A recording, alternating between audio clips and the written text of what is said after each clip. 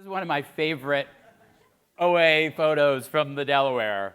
For those from Princeton Blairstown Center, note the PVC, that is a PVC canoe that we're using in this shot. So, so again, think about the impact that we saw from those students, and then multiply that by like 25,000. And all of the other people who've done OA trips, who've gone to the climbing wall, who've gone on trips during the year, et cetera. And that's, again, a lot of what I want us, to be celebrating is this impact. It's really, really, really profound. Rick, that impact has gone beyond just Princeton students. I think I mentioned this to you, but small world story. 20 so years ago, my best friend of my law firm was across the hall, and we would compare notes after a weekend. And in 2004, he said, "What did you do?" And I said, "Well, actually, my daughter and I were up in New Hampshire. We were at the 30th anniversary of this outdoor education program that I helped form." He went to Williams College in Massachusetts. He said, he was about 10 years younger than me. He said, "We really wanted to get a program like that at Williams, and the administration thought it was foolish and wasn't interested in it. And so we went down to Princeton. Maybe the mentee met with you. Yeah. They gathered information. They went back to Williams, and the administration said, well, Princeton's doing it." The effect, Emmanuel, I know, is your manual has been read by lots of people all over the country, probably the world, but it really has had an effect beyond just the 25,000 veterans here. Right, and so Lise Edelberg, Lise, you want to say what you did at Harvard? Oh, we took this to the medical school there and initiated a similar kind of program, more modest for the medical students. Right, and Sarah Rubenfeld? Yeah, I started Stanford Career Orientation Trips, which is approaching their 20th anniversary. OA's impact has rippled out across lots and lots of campuses over the years, and I go to conferences all the time, and lots of people have used our model, adapted the way that we train leaders, all those sorts of things. And so, again, when you think about the impact of this program, it has a day-to-day impact on campus. The leaders that many of you met today, and some of them are in the audience, it's their community on campus. It's an incredibly valuable sort of place. It's a place for being at home on campus, and it's also the lifelong skills that you all practice every day. So again, these are just samples of the stuff that all of you remember, and so you can. Some of us have to squint a little bit and think about older gear and stuff like that. Sometimes if you look carefully, you'll probably see some of that older gear in these photos. That might be the same tarp that we were using 30 years ago. It's still around. But you can just see, and the smiles on these people's faces, what this experience is meaning to them. Just a sort of show of hands, how many people got their first outdoor experience on OA? Right? So for a lot of us, OA was the very first time that we ventured out into the outdoors. And so the little known story for me is I hated the outdoors. I didn't go on my frost trip. So I took a gap year before coming out. I was originally would have been class of 78. I took a gap year and joined Keith and others here in a class of 79. But when I got the letter saying, hey, come on this outdoor thing, I was like, no, I hate the outdoors. I'd been up to the Adirondacks once with my brother when I was 16. I got eaten by black flies. We got caught in a thunderstorm. We had to bivvy in the saddle between Upper and Lower Wolfjaw. The only water to drink up there was that tea-colored pine needle water that's really acidic. So that's what I drank. And I remember the next day, I got my head out of the tent just in time to throw up the mac and cheese from last night's dinner. And I said, this sucks. Let's leave. So I didn't go on Frosh Trip. And then my brother Ben was an OA leader when I was a freshman. And I started to meet people like Ed Saliga and Rusty and Kate Huseman. And they were like the coolest people that I'd met on campus. And I said, I have to try this thing. So I went on a weekend backpacking trip to the Delaware Water Gap. And I had an incredible time. And I was like, I got to learn to do this. So I went through leader training freshman year. I did an Outward Bound course that summer. And I came back and led my first trip as a sophomore. And while I was a psychology major, I basically minored in OA and spent as much time on breaks and everything. I worked in the equipment room. For people remember the equipment room, when it was in the basement of 48 University Place. So anyway, these are just sort of a testament to what this program has meant to so many people for so many years. And again, you can sort of just see it in everybody's faces that this is magic. And this is a shot. This is this year's crew, all with their 50th anniversary T-shirts. Basically getting ready to head out right before their trip. So we talked a little bit about the proposal that Steve Belke put forward, and these were the key points that he made: to encourage personal growth and greater self-confidence, to foster group interaction in a context which elicits trust, requires compassion, provides support for each individual, and encourages mutual respect, to teach new skills and provoke new interest, to increase awareness of the environment and stimulate ecological concern, to provide an occasion for recreation that requires a total involvement of the person in a manner consistent with the fundamental principles of the university. So that's 1974. And I think that's like still, a valid roadmap for us as we think about our future. So here's the brief history. So 1973, that very first pilot weekends up at Blairstown, and the January proposal from Steve. Steve Becker was the very first director of OA. He was around for a few months, sort of helping get it off the ground, and then Kate Huseman stepped into that role. So when I was a sophomore, Kate was the director. That first trip in 1974 had outside leaders and some Princeton students, and ever since we've been entirely sort of self-run. So OA continued to grow. John Hershey came in and took over for Kate Huseman somewhere around 77, and so while I was still there as an undergrad, it was John Hicks Hershey. He was now John Hershey. And we really developed evolved the OA leader training program. And then OA sort of took the place of the outing club and stepped in. It was like, well, we got backpacks, we got sleeping bags, we got all these leaders. Why did we stop, after this one thing? So we began doing trips all during the year as well. The first climbing wall, for people who remember the Armory, and the original climbing wall was built in a warehouse, unheated warehouse building, right on the footprint of this building. The corner down there beyond the stage is where the wall would be. That was the first climbing wall, and it might have been one of the first climbing walls in the entire country, first college climbing walls. The Vertical Club in Seattle claims to be the first commercial climbing gym, and they opened in 1987.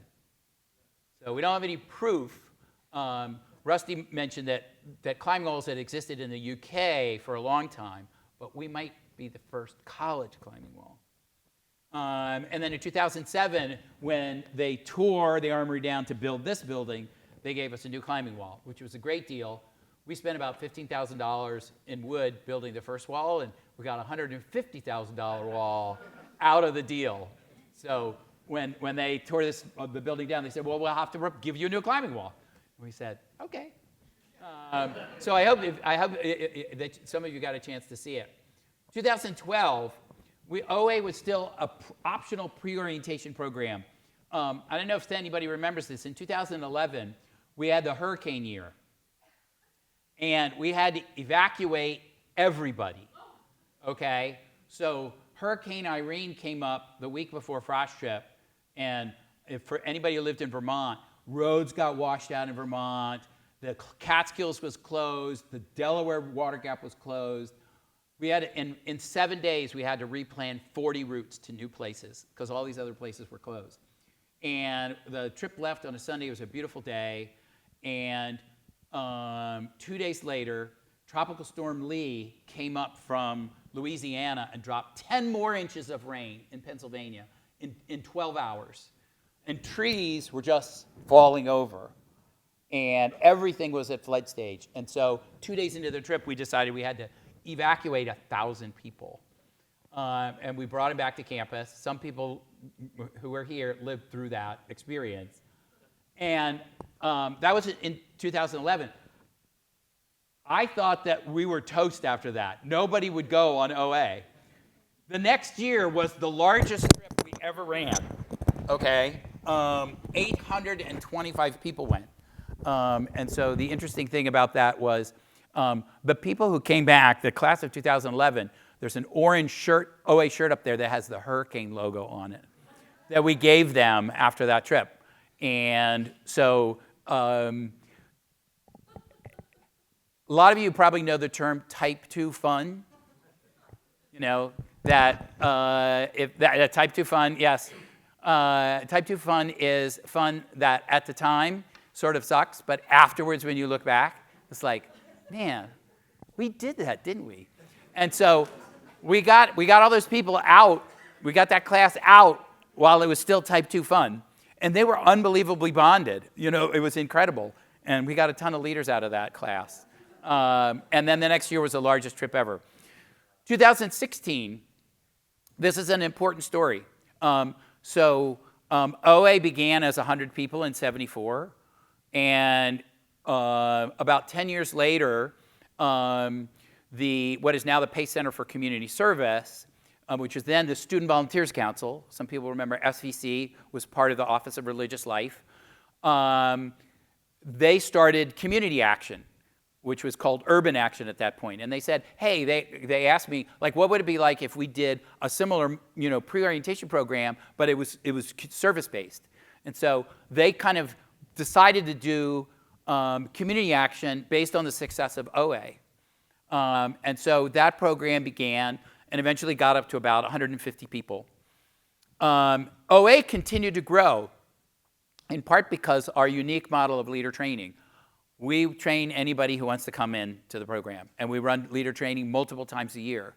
So unlike something like being an RA, where you apply, and if you get selected, then you get to train. We don't pre-select people. We just train anybody who wants to do it. And if you finish everything and you complete it, you can lead a trip. So we were able to significantly grow our leader pool, much bigger than Williams and lots of other colleges. And that allowed the Frost Trip to grow to an incredible size. So we got to the point where we were taking 825 people out of a class of 1,300, add 150 people on community action, add another 100 fall sport athletes, and there were only like 250 people who weren't going on some kind of a small group program.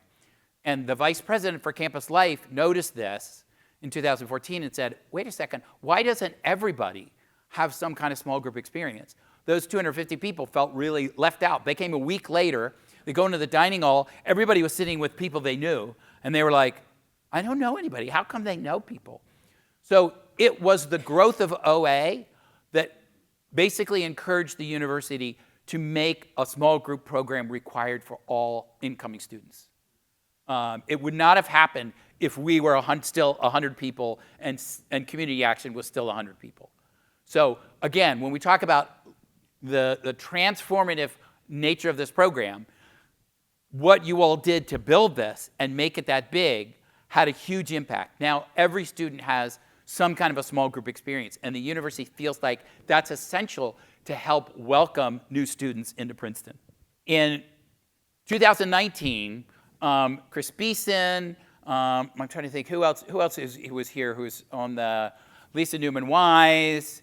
A group of us formed an alumni advisory group to try to think about, now that Frosh Trip was a permanent thing and funded by the university, what should the next steps be? So they put together a pitch deck that they took to the university about doing a strategic plan. So in 2019, we had a strategic planning committee that a number of people here were on, and trying to sort of say, well, what should the next step for OA be? And a piece of that was going back to doing the rich program of trips during the year that we had done for a long time. So that report came out in July of 2019. In December, we submitted a grant request to the Tiger Well Fund for Health and Wellness. And in March of 2020, we got one of the biggest grant they'd ever given to date to run year-long program of free trips for the entire campus. We got it on, I'll never forget, March 11th, 2020. That morning, we got the email saying that you got the grant, and Caroline Stone Perkins, who a bunch of you know, she was the program coordinator at that time. We cracked open a bottle of Martinelli sparkling cider, and then that afternoon, the university decided to send everybody home. So we put the Tiger Well grant on hold for a year, and then in 2021, fall of 2021, when people came back, we started what we now call OA Plus. So that is the TRIPS program during the year. And so we're now in our 4th year of doing OA Plus. And so some of you have met Dimyan Hirtzu, is the TRIPS coordinator, and his job is to run the TRIPS program during the year. So Candace Brendler, who many of you also met, is the program coordinator. She works on Frosh Trip and leader training along with me. And so that's kind of where we are. And we received a secondary grant from the Vice President for Campus Life to continue the OA Plus program. So that's kind of a quick history, and here we are at our 50th. So here's some of the stats we've talked about already. This doesn't include all of the people who participated in the climbing wall, OA trips during the academic year. This is just the count of people who participated in Frosh Trip and leaders. So these are the 3 key things that OA does now: orientation trips, leadership training, and the OA Plus program. So I really think of this as the 3-legged stool of OA, and they're all equally important.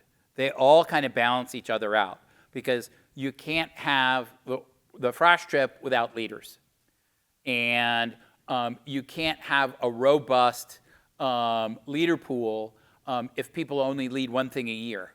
So having opportunities for people to lead and continue to develop their skills and do more things during the year. And you can't have a vibrant community on campus if you only do one thing a year. You disappear out of people's vision. So it's equally important that all 3 of those things happen.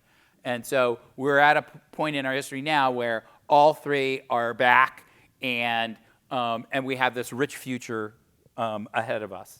In the strategic planning committee, we came up with this sort of graphic that just sort of represents what we feel like OA contributes to the campus. It's all of these things, and you can get it from an afternoon walk in the Institute Woods, like some of you got today, and you can get it from going on a multi-day trip or going through leader training. And when I think about where this program is going, this is the vision. This is like, how do we deliver this to campus, and how can we continue to help it grow and expand? And we're going to spend some time tomorrow sort of talking about, what you all think that vision should look like, to try to chart the course for the next 50 years and set some key goals for where we want this program to go in the future.